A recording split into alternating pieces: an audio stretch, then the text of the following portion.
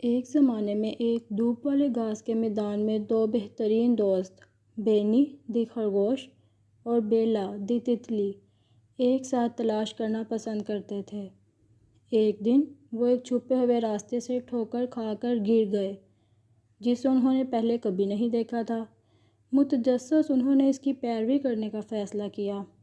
راستہ انہیں رنگ برنگے پھولوں اور چمکتے چشموں سے بھرے ایک خفیہ باغ کی طرف لے گیا۔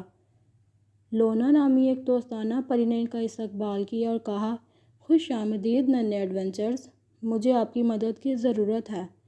میری جادو کی چھڑی غائب ہے اور مجھے یہ کہیں نہیں مل رہی۔ بینی اور بیلا نے لونا کو باغ کی تلاش میں مدد کرنے کی پیشکش کی۔ بینی نے سراغ لگانے کے لیے اپنی تیز سوچ اور تیز نظر کا استعمال کیا، جبکہ بیلا نے اونچی جگہوں تک پہنچنے کے لیے اپنی چستی اور اڑنے کی مہارت کا استعمال کیا۔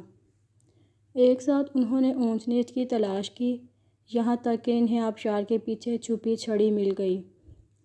لونا بہت خوش ہوئی اور بینی اور بیلا کا ان کی بہادری اور ٹیم ورک کے لیے شکریہ ادا کیا۔